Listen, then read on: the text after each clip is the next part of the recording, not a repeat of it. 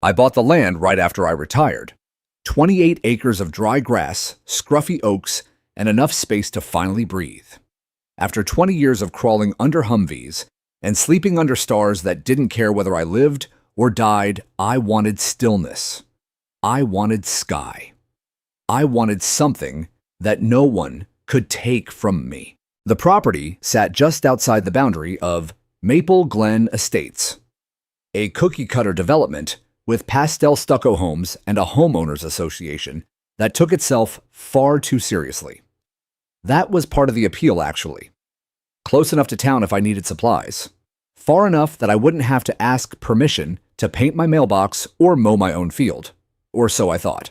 For the first 2 years, life was simple. I restored an old farmhouse. With my own 2 hands, cleared the brush, built a small barn.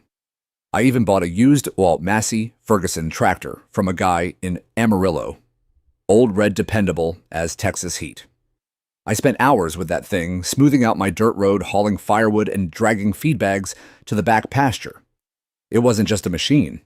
It was a symbol of everything I'd earned, sweat equity freedom, and a rhythm of life no HOA could touch. But peace has a way of attracting people who hate silence. It started with flyers, folded glossy things from the HOA, stuffed into my mailbox. Neighborhood Beautification Committee meeting. Friendly guidelines for property presentation. I ignored them at first. I wasn't in their neighborhood. My land sat outside their jurisdiction. My taxes went to the county, not their little regime. Then came Karen. Karen Whitaker. Didn't look like a tyrant. She looked like every overtanned, overscented board president I'd ever been briefed about in base housing, oversized sunglasses, white SUV clipboard, like a weapon. She pulled into my gravel driveway one morning, uninvited, stepped out in wedges that sank into the dirt, and waved as if she belonged there. I was loading a bag of seed onto the trailer when she strutted over. "Hi there," she called out like she was already inside my life. "I'm Karen. I'm the president of the Maple Glen HOA just down the hill." I nodded. "Morning." Her smile twitched. She didn't like that I hadn't stopped working. "We've had some concerns raised about visibility from the road. That red machine of yours. Some residents say it's a bit of an eyesore." I stared at her for a beat too long. "That red machine's my tractor," I said. "And this isn't Maple Glen." "Oh, I know that," she said quickly. But the way she looked around, scanning like a general on reconnaissance, told me she didn't care. But our neighborhood aesthetic really does matter.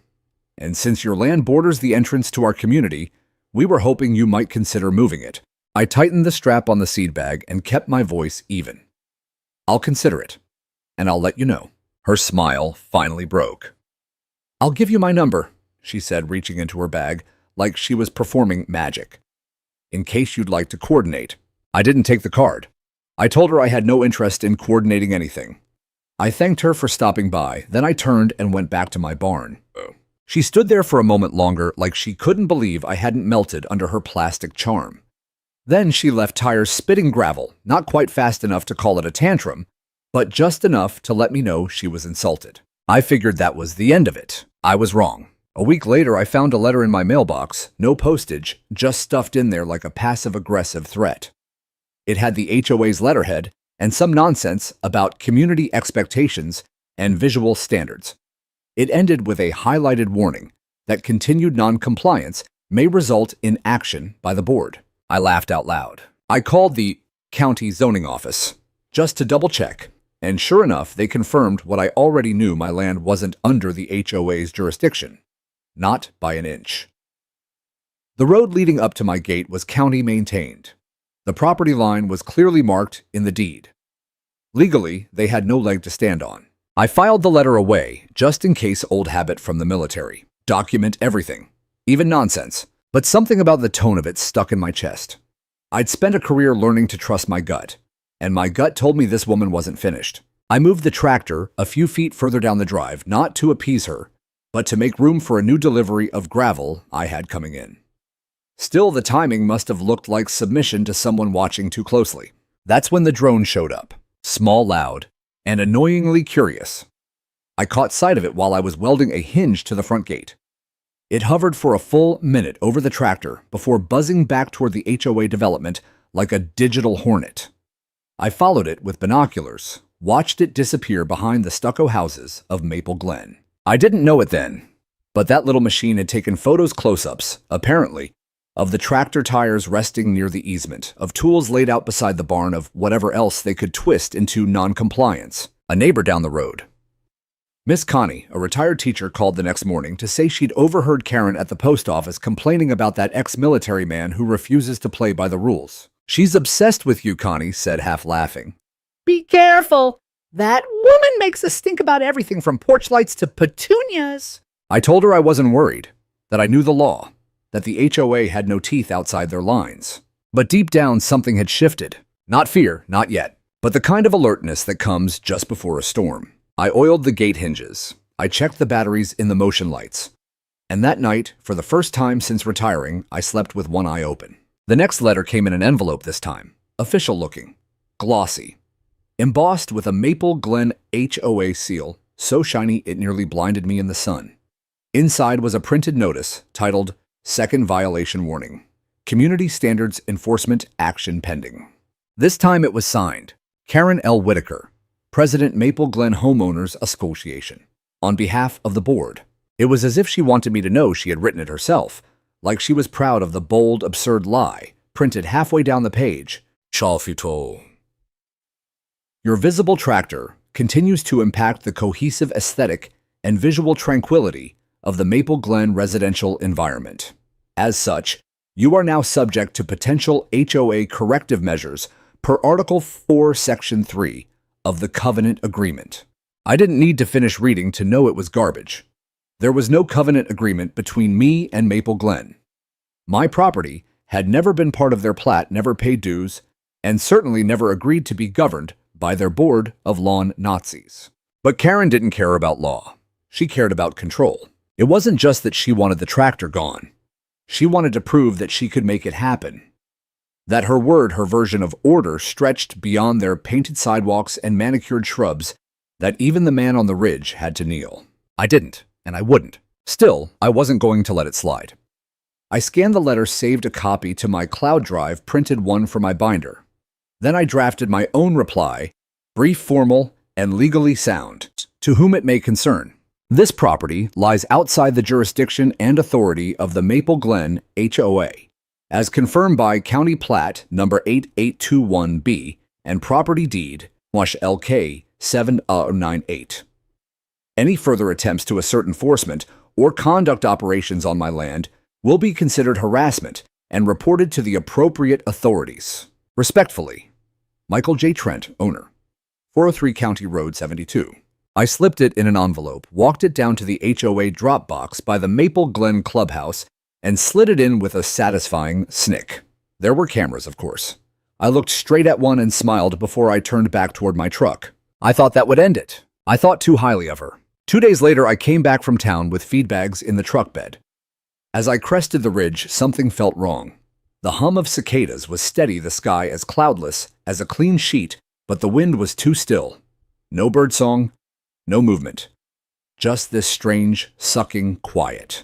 And then I saw it. The gate chain had been cut. The padlock lay on the ground, cracked open like a broken tooth. The gravel was disturbed, deep tire tracks I didn't recognize. And the tractor, it was gone. For a moment, I thought maybe I'd parked it elsewhere. Sometimes I left it at the barn or down by the creek when hauling logs. But the barn was empty. The field was untouched. I circled twice before the reality hit me like a cold slap. It had been taken. Not stolen, taken. I could see it in the way the drag marks veered toward the road, where the ditch had been flattened by heavier wheels. Someone had brought a trailer. Something big. And judging by the flattened grass and the oil mark at the mouth of the drive, they'd waited here for a while, probably during the heat of the day when I was down in Abilene, picking up fence posts and diesel. I stood there in the silence and tasted metal in the back of my throat. I wasn't angry yet. Not the shouting kind of angry. I was the kind of angry that settles low, cold, and precise. The kind that doesn't flinch. I'd felt it before, mostly in uniform. When a patrol didn't come back on time. When a convoy took a wrong turn. That quiet alertness that says, this isn't over. It just started. I walked the perimeter and confirmed the lock on the west gate had also been clipped. They came prepared. They didn't just yank it and run, they planned this. That's what made it worse. It was orchestrated, coordinated, not by criminals, but by someone who believed they had authority. And there was only one person who fit that description. I got in the truck and headed straight to the sheriff's office. That Sheriff Damon Callahan was a tall man with shoulders like oak beams and a handshake like a vice. He'd served 2 tours in Iraq, same as me, though we were in different battalions. We'd bumped into each other at the county fair one year, swapped stories over barbecue. He knew I didn't call in favors unless it mattered. That day, when I walked into his office with photos, papers, and a copy of the HOA's fake letter, he didn't ask dumb questions. He just said, "Tell me everything." I did. He sat in silence, flipping through the file like it was a mission dossier. He stopped at the surveillance photo I'd printed for my trail cam, a grainy but clear image of the tow truck parked by my gate. The driver wore a vest that said, Community Enforcement Services, a name I'd never seen before. But the license plate was visible. Damon wrote it down. "You think she hired them?" he asked. I nodded. "She threatened it. Twice. I've got her on camera." He raised an eyebrow. "Audio?" "No, but I've got the letters." "That should be enough for trespassing and maybe unlawful seizure." He leaned back in his chair, the old wood creaking. "If it's on your land and she ordered the tow, we're dealing with criminal trespass, possibly theft, and maybe impersonating a municipal officer if that enforcement service was claiming jurisdiction." I said nothing, just watched him work through it. Finally, he stood. "Let's go find your tractor." We drove out to the address registered to the towing plate, a fenced lot outside of town behind a shuttered landscaping business. Damon pulled in lights off. He was careful like that, tactical, a habit that never left him. The lot was quiet, chain link fence, no signage. But through the slats, I saw it, my red Massey Ferguson parked near a rusted trailer like a prisoner in a cell. Damon got out and knocked hard on the metal gate. After a minute, a lanky man in a reflective vest opened up, chewing something that looked too bright to be gum. "We're looking for the owner," Damon said. The man didn't answer. Damon showed his badge. Now, that got him moving. I stayed silent while they talked, watching the way the man's eyes kept flicking toward the tractor. Like he knew he shouldn't have it. "Who gave the order to tow it?" Damon asked. The man hesitated. "It was from Maple Glen. Some lady named Karen." I didn't smile, but I felt the first click of justice sliding into place. Damon looked at me. "We'll get it back, legally, on the record." He turned back to the man. "Tell your boss to expect a formal order by tomorrow, and leave that tractor exactly where it is." As we pulled away, the sun was setting over the ridge. Orange. Heavy. Righteous. Karen thought she'd won, but the war had just begun. I didn't sleep that night. I lay on the couch, with my boots still on, eyes trained on the glow of the security monitor that flickered in the dark corner of the room. Every few seconds, one of the trail cams would switch views: the barn, the driveway, the south pasture. But the frame I kept staring at was empty, the flat rectangle of gravel where my tractor used to sit. I knew I'd get it back. Sheriff Callahan was a man who followed through, but what Karen had done, what she dared to do, rattled something deeper in me. Not fear, not helplessness, something more dangerous. Violation. It wasn't about the tractor anymore. It was about someone cutting my lock, stepping onto my land, and laying claim to something that was mine in broad daylight with no regard for boundary or consent. The last time I felt that kind of invasion, it was overseas in a convoy pinned under fire, with no air cover, and a command unit that didn't listen. That time I'd gotten out with scars and a few missing friends. This time it felt personal in a different way. It was my home, my silence, my chosen life now punctured by the arrogance of someone who believed her clipboard gave her the right to trespass. By sunrise, I was already in the barn taking inventory. I didn't just want my tractor back.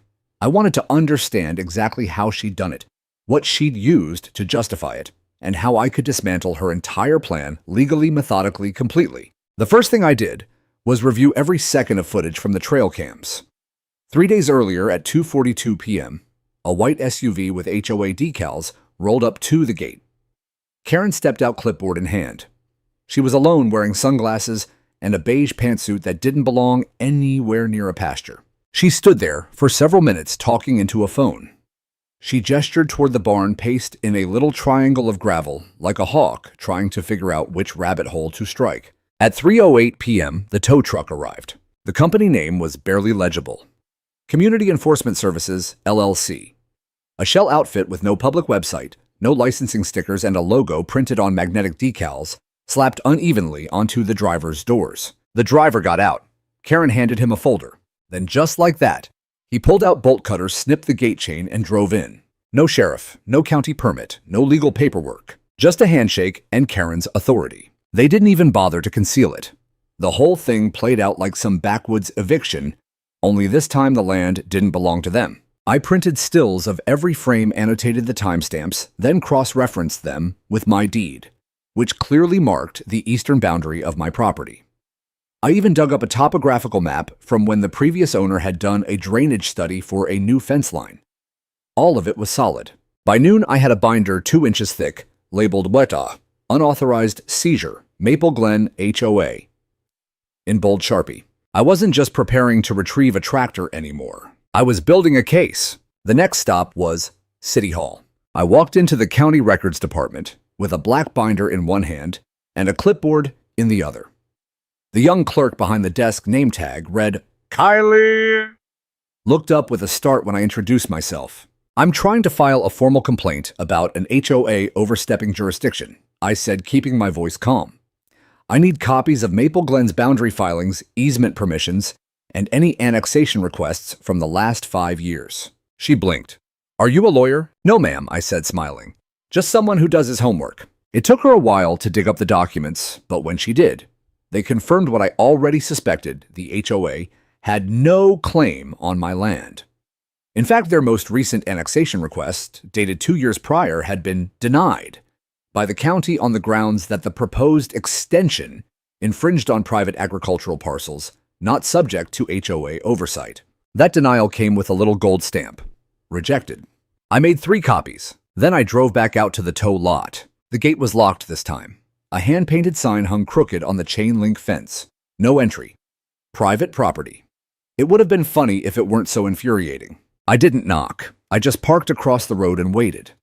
I'd called ahead this time, not to the lot, but to Damon. 15 minutes later, his cruiser pulled up behind me. He stepped out wearing his dark sunglasses, thumbs tucked into his belt. I've got the order, he said, holding a thick folder stamped with the sheriff's seal. Judge signed it this morning. Technically, the tractor's evidence, now until we sort out charges. Can I drive it back? I asked. He grinned. Better than calling another tow. A few more minutes passed before the lot owner shuffled out, eyes darting between Damon and me. He didn't say a word, just unlocked the gate and stood aside like a man facing judgment. I walked past him without a nod. There she was, my red Massey Ferguson, covered in dust but otherwise untouched. The key was still in the ignition. I climbed up, turned it over, and felt her purr back to life like a loyal hound waiting to come home. I backed her out slowly past Damon's cruiser, past the chain-link fence, past the man who'd sold himself for a cheap favor from a woman with too much time and too little law. But the moment we hit the road, a horn blared behind us. A white SUV swerved into view, skidding slightly on the shoulder. Karen. She jumped out before the engine stopped, heels grinding into gravel arms, flailing like some high-strung empress whose throne had been stolen. You can't do this, she shrieked. That's Maple Glen's property now. Damon turned toward her, cool as ice. Ma'am, step back. No, she yelled. He was warned. I have the bylaws. I sent the violation letters myself. I've seen them. Damon said, his tone clipped. They're not enforceable, and you're trespassing on county property right now. She stared at him like he'd spoken another language. I'm the HOA president, she barked, as if that meant something here. Damon didn't blink. And I'm the county sheriff. You want to file a claim, hire a lawyer. Karen's mouth opened and closed. No sound came out. I put the tractor in gear, gave her a 2-finger salute, and rolled on down the road. I didn't look back. I didn't need to. But in the side mirror, I caught one last glimpse of her fists, clenched hair whipping in the wind, watching the symbol of her control rumble away slow and steady. It wasn't just a machine. It was a message. You don't own me. You never did. I parked the tractor behind the barn and cut the engine. The silence that followed wasn't the peace I'd hoped for. It was heavy like the air before a downpour, where the world seems to hold its breath. The gravel crunched under my boots as I stepped down, and I paused beside the hood, running my hand over the scratched red paint. She's back, I said out loud, to no one. But someone would have answered once. Years ago, my wife, Claire, used to joke that I talked more to that tractor than I did to people. She wasn't wrong. We'd bought it together the year she was diagnosed.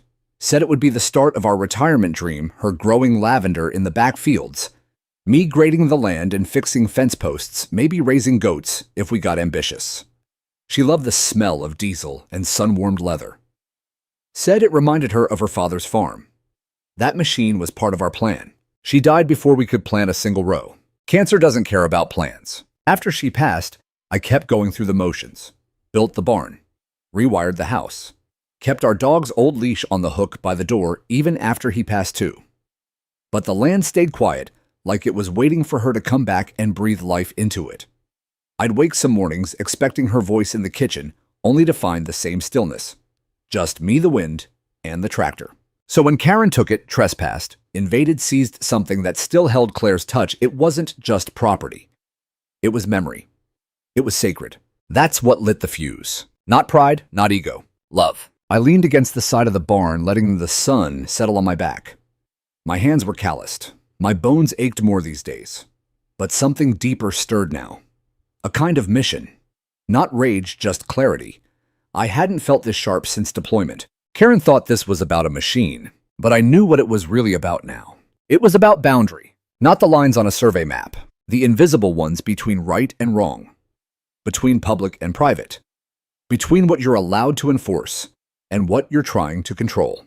And she'd crossed all of them. That evening, I pulled up every county ordinance I could find.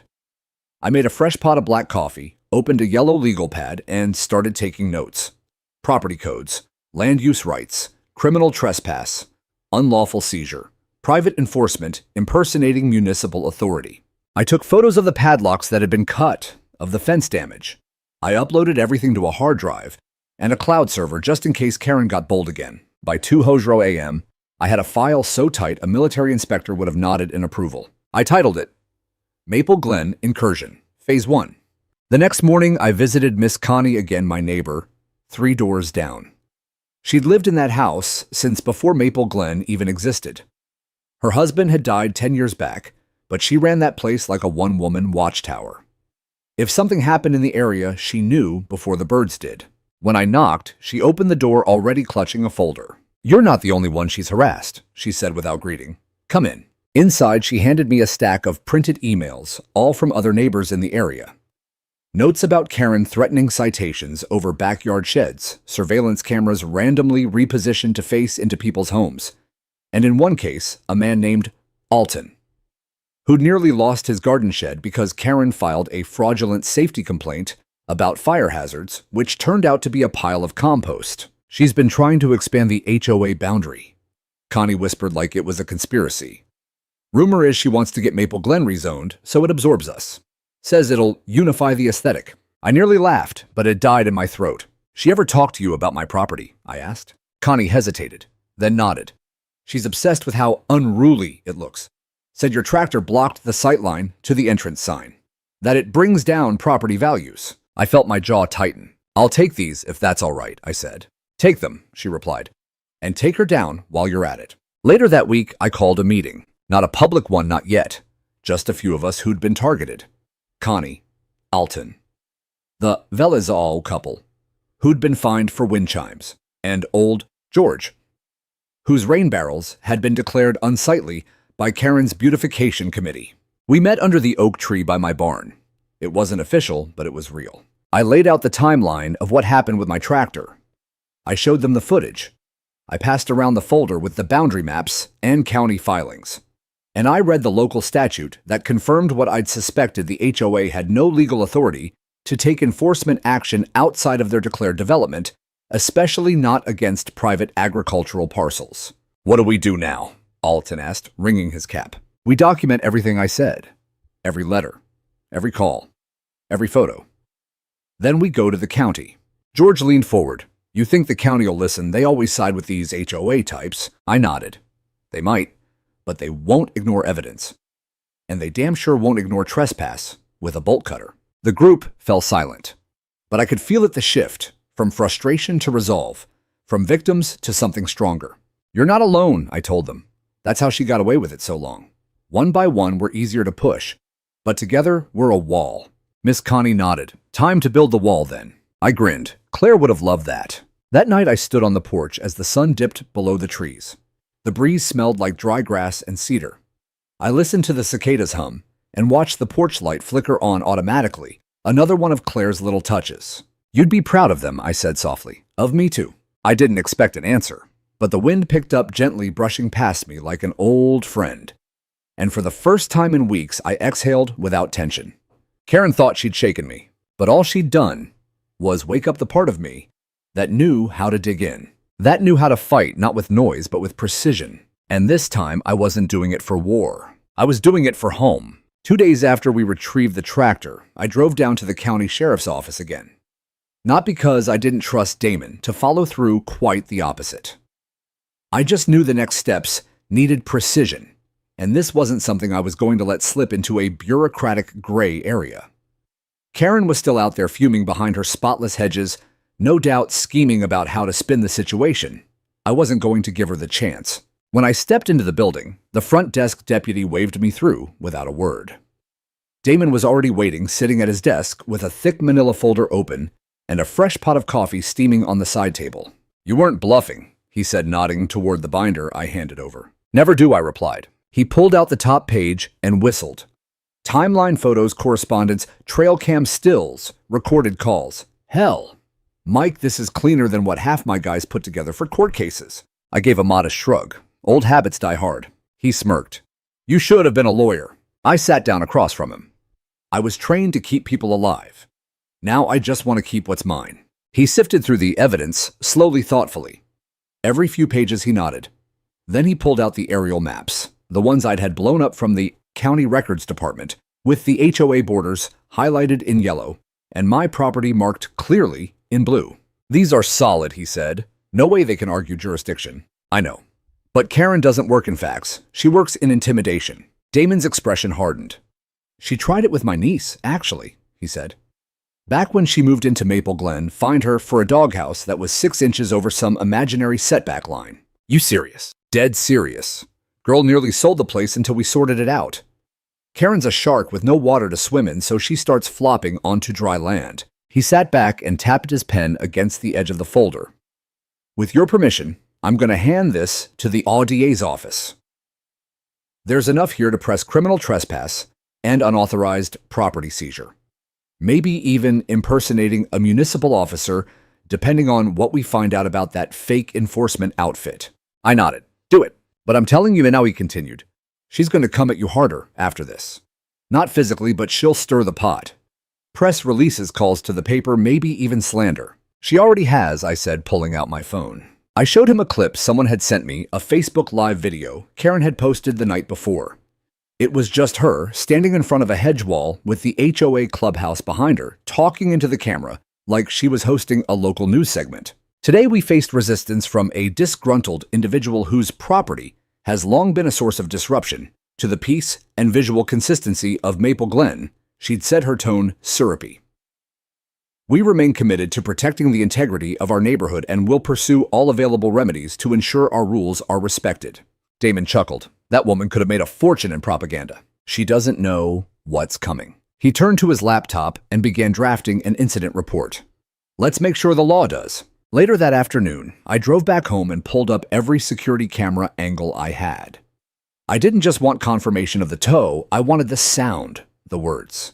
Karen's exact language in her own voice. I found it on the barn cam. There she was standing just inside the fence phone to her ear, gesturing toward the tractor like she was giving orders to a platoon. I cranked the volume and listened. "Yes, it's on the gravel next to a red shed. No, he's not here. Yes, you can proceed." Pause. "No, it's within our boundary." I checked. "He's supposed to be under our HOA. We're doing this to protect property values." I paused the footage, heart pounding. That was it. That single sentence, "It's within our boundary. He's supposed to be under our HOA," was the lie she used to authorize the tow. It was false, deliberate. And now it was recorded. I clipped the segment and saved it, labeled it Karen Lie, Audio MP4. Then I sent it to Damon. Within minutes, he texted back. "This seals it. We're moving forward." That night, I got a knock at the door. It was Alton, hat in hand, looking nervous. "I heard she's been telling people you threatened her," he said. Saw a post in the neighborhood group said you intimidated a public official and illegally reclaimed property. I nearly laughed. Public official, she's a volunteer president of a homeowners association, not the governor. She's spinning hard, Mike, he said, frowning. I think she's scared. And scared people are dangerous. I'm not scared, I said simply. But truthfully, I was tired. Not the kind of tired you fix with sleep, the kind that settles into your bones when you realize how many people believe lies simply because they come dressed in authority. I looked at Alton. You still have those emails from her, the ones where she warned you about your fence. He nodded. Good, make copies. You'll want them. For what? I opened the folder labeled Phase 2 and slid it across the table. We're going public. The next morning, I contacted a local journalist. Her name was Janice Klein. Mid-40s, smart as hell, and known for writing clean fact-based stories that the local paper rarely dared to touch unless they'd been triple verified. I sent her the footage, the maps, the audio, the community emails, everything. She called me the same evening. This is going to get messy, she said. I'm counting on it. She paused. Why now? I told her the truth. Because people like Karen count on silence. And the only way to shut them down is to drag them into the light. She asked for one quote for the article. I gave her what I knew, deep in my gut. You can't just invent power and expect people to obey it. Not here. Not anymore. The article dropped 3 days later. Front page of the county section. HOA overreach. Sparks outrage. Tractor seizure raises legal questions. Karen's name was in the second sentence. The audio quote ran in full. Damon's statement was included along with his confirmation that an investigation was active. Connie Alton and George were all mentioned as other affected residents. The story was fair, not dramatic, but devastating in its clarity. The fallout was immediate. Karen called a board meeting the next night trying to spin the narrative. But the footage had done its job. People saw her for what she was. The sheriff's investigation had teeth now. And I wasn't just the man with the red tractor anymore. I was the one who said no and made it stick. The morning after the article went live, I opened my front gate to find a handwritten note taped to the fence post. Oh, thank you for standing up. She's been doing this for years. If you ever need a witness, I'm in. It was signed only with a first name, Patricia. There was no address, no phone number, but I didn't need one. Maple Glen had over 70 homes, and I knew I'd find Patricia, or more likely, she'd find me. I left the note pinned right where it was, like a quiet flag, and went inside to start the coffee. By noon, 4 more neighbors had reached out. One of them was a woman named Della, whose backyard garden had been reported anonymously for unregulated agricultural activity. She showed me the notice Karen had issued, claiming that her tomatoes and basil violated aesthetic uniformity and could attract pests. She's been trying to push me out, Della said. Offered to help me relocate last year. Said Maple Glen would give me a small relocation grant if I sold before spring. That's not enforcement, I said. That's coercion. She nodded. Exactly. I added her documents to the binder and told her to hang on to the originals. The pile was growing thicker by the day. I didn't expect what happened next. A man knocked on my door just before sunset. Tall, mid-60s with silver hair and eyes that didn't blink much. He wore jeans, a flannel shirt, and the kind of boots that don't shine anymore no matter how well you polish them. You Michael Trent, he asked. That's me. He stuck out his hand. Name's Ray. He hesitated. I'm on the Maple Glen HOA board. Well, was. They're voting me out next week, he said. Karen's pulling strings to have me removed for conflict of interest. All because I asked to see the towing contract. I stepped aside and offered him a seat on the porch. Over the next hour, Ray told me everything. Karen had joined the HOA board 5 years ago, after moving into the neighborhood from Phoenix. Within months, she'd rewritten half the guidelines, removed old clauses that required public votes, inserted language about board discretion, and changed fine structures from $25 per incident to $150 with compounding penalties. She did it fast, Ray said. Most of us didn't even realize what was happening until she started enforcing the new bylaws like they were law. At first, people went along with it the way folks do when someone seems organized and confident. But over time, the cracks began to show. Karen's enforcement was uneven. Her targets weren't random. They were people who didn't kiss the ring. Veteran single parents, older residents who didn't speak English fluently. Anyone who pushed back got slapped with violations. And that towing company I asked, her cousin's kid Ray said. She paid him through discretionary board funds, no vote. Just slipped it in under Community Enforcement Services. I shook my head. That's misuse of HOA funds. Ray handed me a USB stick. Board meeting recordings, last 6 months. Some of it's revealing. I took it with care, like it might burn a hole through my fingers. You sure about this? Ray looked me in the eye. I kept quiet too long. My wife, she said if I didn't speak up, I was part of the problem. She's right. She usually is. We sat in silence for a moment, listening to the wind through the trees. I realized then I wasn't alone, not in theory, not in hope, in action. The tide was shifting. Karen had ruled through division through the illusion of process and paperwork and polished language. But now the structure was cracking, not from the outside, from within. That night, I listened to the recordings. I heard Karen belittle residents, mock complaints, shut down board members mid-sentence. In one meeting, she outright admitted she didn't care what the county zoning office says because HOA regulations are stronger than outdated county rules. The room had gone quiet after that, but no one challenged her. Until now. I clipped the best segments, labeled the files, uploaded them to my backup folder titled Board Evidence, K. Whitaker. Then I sent copies to Damon Janis, the reporter, and after a long pause to a contact I hadn't spoken to in years, an old Army buddy turned state investigator named Nolan Fry. Nolan responded in under an hour. This is good. Want me to loop in the AG's HOA fraud unit? I stared at that message for a while. Then I wrote back one word, yes. The fallout began slowly, like the first few drops of rain before a flood. First came the internal board email leak.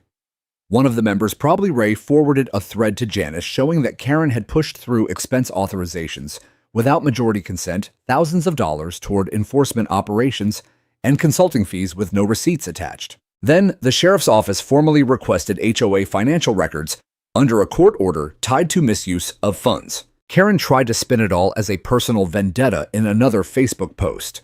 Claimed I was a disgruntled ex-resident with a grudge. But her comments section told a different story. Dozens of homeowners chimed in with screenshots, letters, even photos of Karen inspecting properties at 6 a.m. without notice. The illusion of her authority, the tidy mask she'd worn, was disintegrating in real time. By the end of the week, a petition circulated to remove her from the board. It had 58 signatures in 3 days. She panicked, started calling emergency board meetings, sent out 3 mass mailers about dangerous anti-dog community actors. But people weren't buying it anymore. They'd seen the body cam footage, heard her voice on the recordings, watched the way she screamed when the sheriff returned the tractor like it was a crown stolen from her kingdom. The spell was broken, and I knew it wasn't just about me anymore. It was about every person she'd silenced, every neighbor she'd pushed to the margins. And now they were finding each other, organizing, sharing stories. The woman who once ruled through fear was now drowning in facts, and I wasn't holding the line alone. I had an army. It was a Monday when the sheriff called. Thought you'd want to be there, Damon said. We're executing the second warrant this morning. This time we're going through the HOA records directly. Financials, towing contracts, everything. You mind coming along? Wouldn't miss it, I said. I didn't ask if Karen knew. I hoped she didn't. I wanted her to be blindsided, to feel what it was like to have your world upended, not by brute force, but by the slow, unstoppable march of truth. I pulled on my boots, grabbed my evidence binder, and climbed into my truck. The air was brisk, the sky clear. A rare, perfect day. The kind Claire would have called clean sky weather. The kind where nothing hides in shadow. As I turned onto the main road leading into Maple Glen, I saw the first signs of unraveling. Yard signs that once read, Proud HOA Community, were now missing or torn out. Windows that used to hold neat little HOA newsletters now displayed handwritten notes in Sharpie. No trespassing. No unauthorized inspections. We support our neighbors. It was no longer my fight alone. When I pulled up to the HOA office, a squat beige building tucked behind the clubhouse Damon's cruiser was already parked out front, alongside 2 county vehicles. Ray was there too, standing tall, arms crossed. His expression unreadable. You ready? Damon asked. I nodded. One deputy knocked on the door. No answer. They waited the required 10 seconds, then used a key the HOA treasurer had turned over voluntarily the night before. The door opened with a boff click, and all at once the smell of overused air freshener and fresh toner hit me. The office was eerily quiet. Folders neatly stacked, framed motivational slogans hung on the wall. Order is peace. Community above all. And the most ironic one of all. Integrity is the backbone of leadership. Let's get to it, Damon said. The deputies moved with precision. One photographed everything, while the others cataloged files and removed hard drives per the warrant. Karen was nowhere to be seen, but I knew she wouldn't stay gone long. Sure enough, 20 minutes in, tires screeched outside. A white SUV slammed to a stop and the driver door flung open, so hard it bounced. Karen stormed into the office like a queen returning to find her throne overrun. "What is going on here?" she shrieked. Damon didn't even flinch. "We're executing a search warrant for documents related to illegal property enforcement and financial misconduct under HOA authority." "You can't do that. This is private property." "No, ma'am," he said calmly. "This is an incorporated HOA office, funded by resident dues and subject to public governance standards under state HOA statutes. You know that." Karen's eyes darted around as if searching for someone who might leap to her defense. But no one moved. The board treasurer, a man named Steve, I'd never seen before, stood silently near the filing cabinet, arms limp at his sides, face pale. "I demand to speak to an attorney," Karen snapped. "That's your right," Damon said, handing her a copy of the order. "You'll see the judge's signature at the bottom. We're also taking custody of the HOA's towing contract records. You might want to read that part closely." She glanced at the page, and for the first time her voice faltered. "Are you arresting me?" "Not today," Damon said, walking past her toward the copier room. "But that's not up to me anymore." Karen turned toward me like I'd summoned this storm myself. Her eyes narrowed, lips curling into something between disgust and desperation. "This is personal," she hissed. I stepped forward, keeping my voice even. "No, Karen, this is overdue. You think you're some hero, some cowboy vigilante. No, I think I'm a man who got tired of watching people like you turn good neighborhoods into fiefdoms. And I'm not the only one." She stepped closer. "You have no idea what you've done." "I do," I said. "You just didn't think anyone would push back." Later that afternoon, the files were sealed and transported. Janice, the reporter, was already outside when we exited. Her notepad was in one hand, her phone in the other. She didn't need to ask questions. The footage spoke for itself. Karen tried to stop her, told her it was illegal to film, that she was violating a private institution's privacy. Janice raised one eyebrow. "You ran for public office, Karen. HOA board president is a public designation under state code. And this is news." Karen screamed, actually screamed. A high-pitched, wordless sound of frustration that echoed off the clubhouse walls like a siren of her own unraveling. A few homeowners emerged from nearby porches. They didn't say a word, just watched. She stomped back to her SUV and slammed the door so hard the vehicle rocked. "She'll file a counterattack," Ray muttered beside me. "She's probably drafting a cease and desist right now." "She's running out of paper," I said. And it was true. The sheriff's office had everything. Now emails, letters, surveillance footage, internal board recordings, and proof of unauthorized use of HOA funds. Even if the DA moved slowly, public pressure was mounting fast. A community vote to dissolve Karen's authority had been scheduled. Posters went up by the mailboxes. Neighbors who'd once nodded politely now spoke freely in groups on porches, in the HOA's own Facebook group, which had been taken over by residents demanding transparency. The tide wasn't just turning. It had already turned. That evening, I sat out on my back porch sipping coffee, watching the sun dip below the ridge. Claire's old wind chimes sang in the breeze. The tractor sat quietly by the barn, its engine cool, its presence solid and unquestioned. I didn't feel triumphant. I felt steady. Karen's war had been loud letters, threats, fines, public humiliation. But our resistance had been quiet, grounded in truth and patience. Like most real work, the kind you do with soil and wire and calloused hands, it didn't make headlines. It made progress. I got a call from Nolan just before sundown. "They're reviewing the case at the state level," he said. "I can't promise anything, but it looks like a formal review panel's coming." What does that mean? It means Karen might not be the only one held accountable. If the HOA board members signed off on any of those authorizations, they're in trouble too. Trouble. "What about me?" He paused. "You're clean. In fact, they're thinking about inviting you to speak at the state HOA reform conference next quarter. Want your story told." I laughed. I didn't do this for a podium. No, he said. But sometimes the people who don't chase it are the ones worth hearing. I hung up and let the stillness return. Karen had tried to strip me of my voice, but I'd used it not to shout, but to name the truth. And now everyone could hear it. By the end of the week, the clubhouse looked like a ghost town. The once manicured hedges were overgrown. The welcome flags had been taken down, and the newsletter box outside sat empty. For the first time in years, the community message board didn't have a new HOA memo thumbtacked to it. Just a piece of paper with duct tape and a black marker in bold letters. Emergency board meeting canceled. President under investigation. It was signed, Acting Secretary Maple Glen, HOA. That morning, the HOA's Facebook group, once moderated solely by Karen, was rebranded. The banner image of pastel houses under a blue sky had been replaced by a stark white background with 3 words.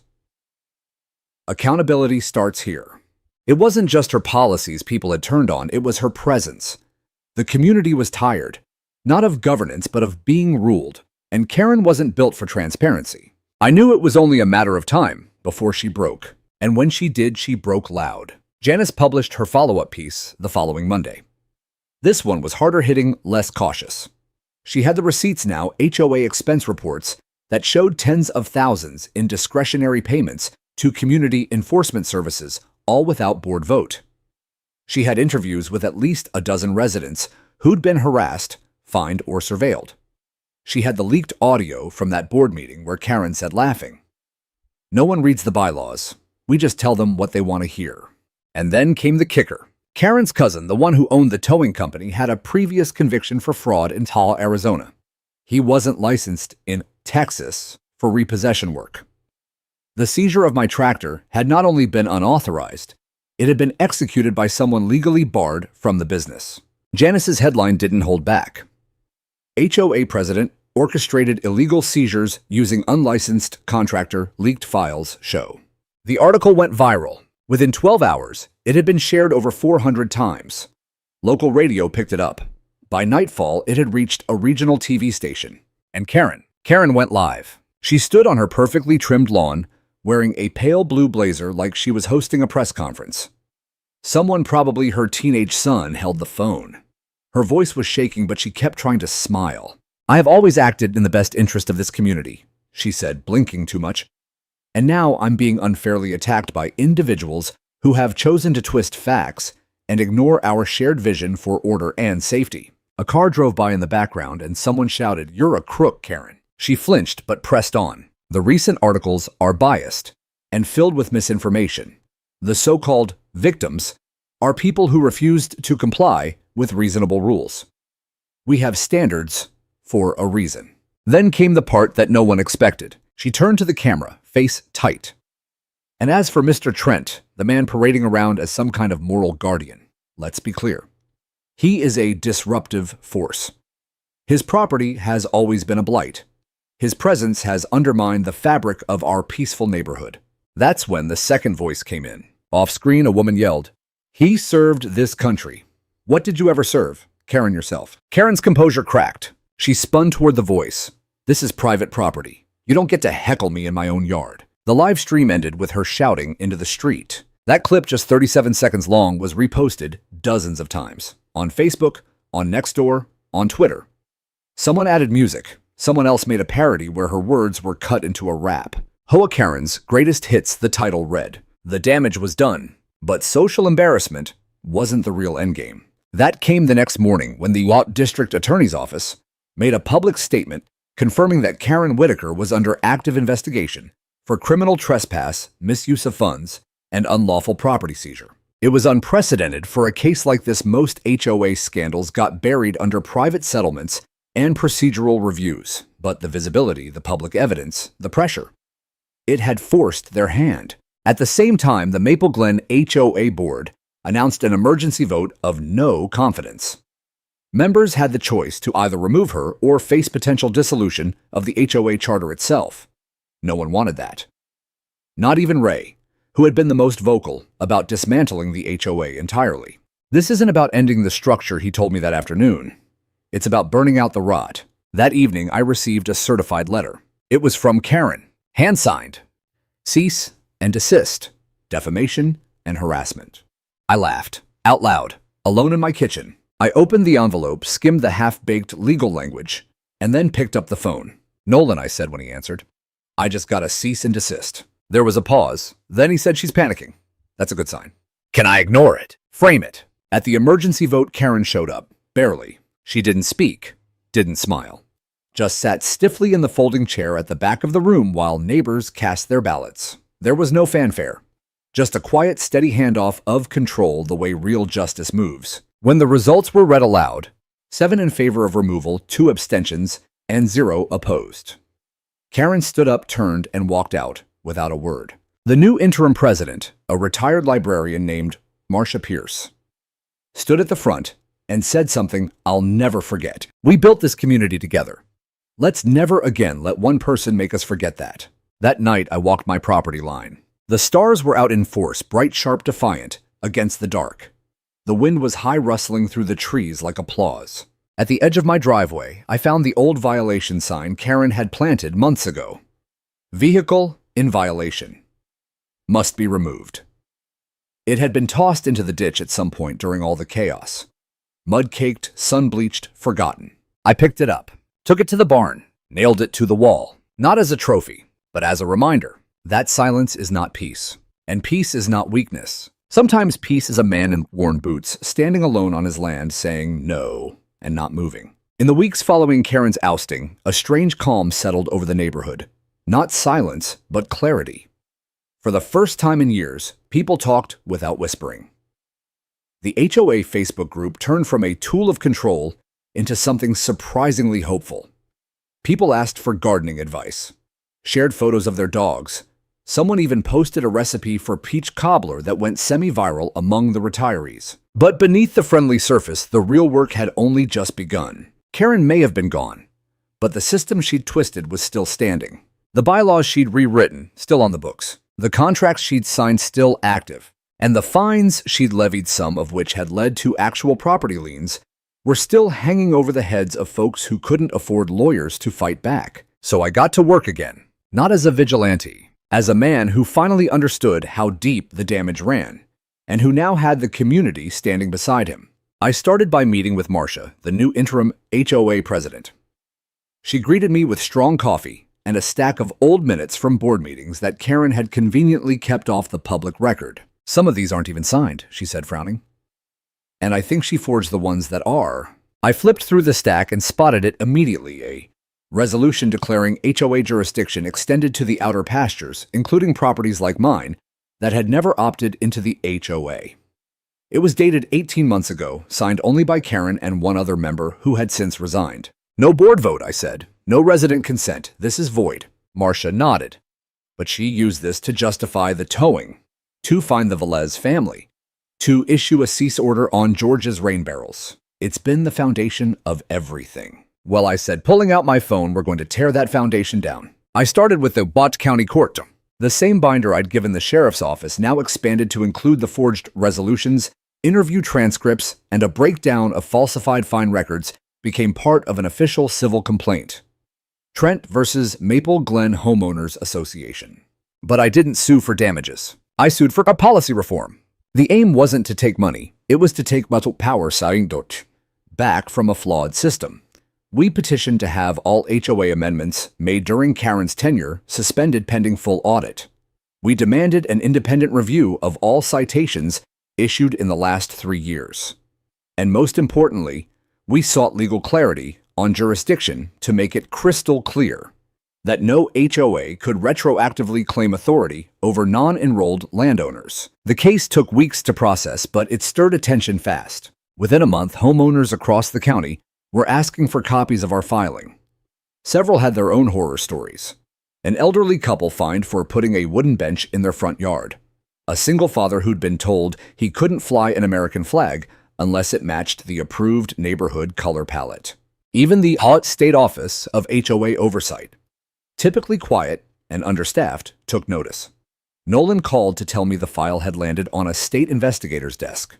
"They're using it to model future reform policy," he said. "You might have just kicked off something bigger than your tractor." I didn't smile. I just said, "Good." Meanwhile, Karen went silent. Her once daily social media posts vanished. Her SUV was no longer parked in her driveway. Some neighbors said she was staying with relatives. Others said she'd lawyered up. I didn't care. What mattered was that she was out, and the people she'd hurt were no longer afraid. One by one, the board began undoing her damage. All fines issued without full vote were rescinded. All contracts signed without board approval were suspended. And a new committee was formed, one focused not on aesthetics, but on restorative policies. Policies that prioritized community, not control. They even asked me to chair it. I said no, not because I didn't care, but because I'd fought my war. Now it was their turn to rebuild. Instead, I focused on helping my neighbors. I met with the Velez family and helped them draft a letter to the Watt County assessor to remove the illegal lien from their records. I spent 2 afternoons with George showing him how to file a small claims counteraction against the HOA for damage to his water system. And one Sunday, I helped Alton put up his fence, the same fence Karen had declared a visual obstruction. We built it strong, clean, and exactly 2 inches within legal limits. Just to make a point, as we hammered the last nail, he looked at me and said, "I didn't think people like us could fight back." I stared out over the hills. "We can," I said. "We just don't realize it until someone pushes us too far." In late October, I got a letter. It was from the State Advisory Panel on HOA Governance. They were inviting me to speak at a legislative roundtable in White Austin.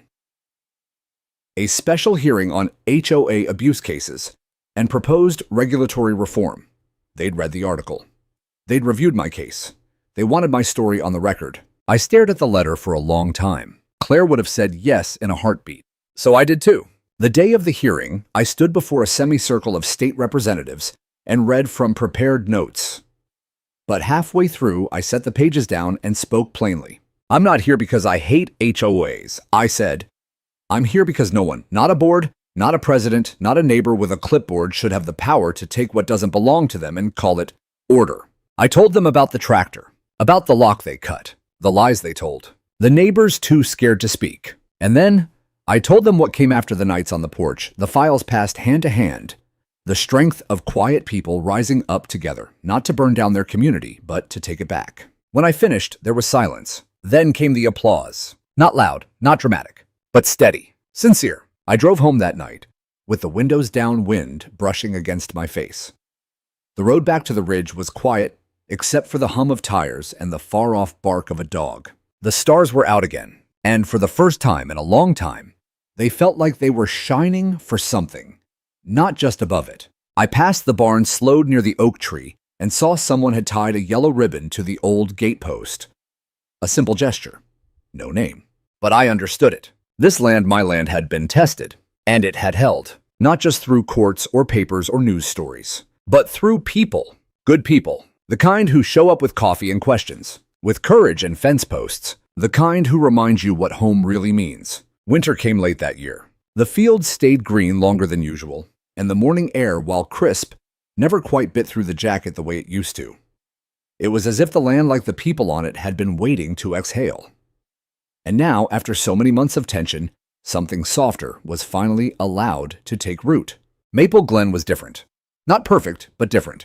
Gone were the frantic memos about lawn color palettes and mailbox standards. The board meetings, once dominated by intimidation and jargon, now featured open discussion, coffee, and sometimes laughter. I didn't attend them, but I'd hear about them from Ray or Miss Connie. Folks said the HOA had gone from a machine to a mirror, something that reflected the community instead of trying to mold it. And as for Karen, she sold her house quietly in December. No big announcement, no goodbye party. Just a moving truck one Wednesday morning and a for sale sign, replaced by a sold sticker before sundown. Some said she moved back to Phoenix. Others said she was staying with family upstate, working remotely, keeping her head down. Me, I never asked. Some ghosts you let drift away on their own. The state hearing led to change. By early spring, the HOA Reform Bill, one I'd helped shape with my testimony, passed with bipartisan support. It mandated stricter oversight of HOA boards, clearer boundaries between public and private land, and penalties for any HOA attempting to enforce outside its jurisdiction. It even included what the committee called the Trent Clause language that prevented HOAs from unilaterally annexing properties without a signed agreement and full county approval. My name wasn't on the bill, but I didn't need it to be. One afternoon, I found myself standing in the barn staring at the wall where I'd mounted that old violation notice, the one Karen had slapped on my tractor like a badge of shame. I took it down, not because I was erasing history, but because I didn't need the reminder anymore. The scar had healed, and the ground had grown back stronger where it had been torn. Spring brought color back to the ridge. The lavender patch Claire once dreamed of had finally started to bloom. Not all of it, just a small section I'd planted last fall when no one was looking. It wasn't much, but it was hers. I'd sit by it some evenings with my thermos of coffee and the sound of the wind in the grass and think about how far we'd come. How a woman with a clipboard and a lie had almost stolen not just a tractor, but a whole community's sense of peace. Almost, but not quite. Because peace, real peace, isn't quiet compliance. It's knowing where you stand and standing there even when you're alone, especially when you're alone. In early May, the county hosted a Community Heroes Night. I wasn't planning to attend, crowds weren't my thing.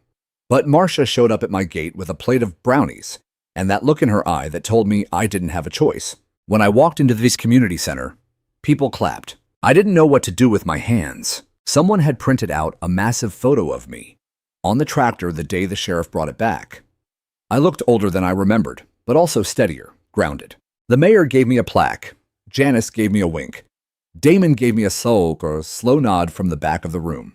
And then, something unexpected happened. Miss Connie stepped up to the mic, cleared her throat, and read a letter. It was from Claire, an old note she'd written during one of their weekly teas before she passed. In it, Claire had described her dream for the Ridge, a place where people took care of each other, where land was respected, and no one ever felt small for speaking up.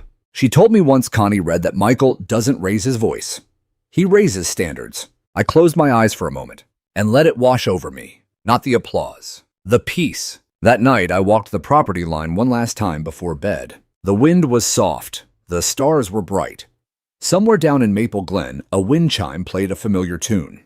I looked out at the fence we'd rebuilt, at the gate we'd reinforced, at the barn that still stood even after everything. And I realized something. Karen had tried to take something from me, something she never truly understood. Not the tractor, not the land, but the silence I had earned.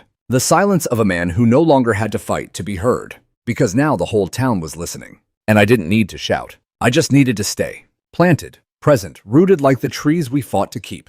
That in the end was the justice, not the lawsuits, not the policy changes, not even the plaque in my living room, but this moment, here, now, where everything was still, and nothing, no Karen, no board, no badge-wearing volunteer tyrant could take it away again. Not ever.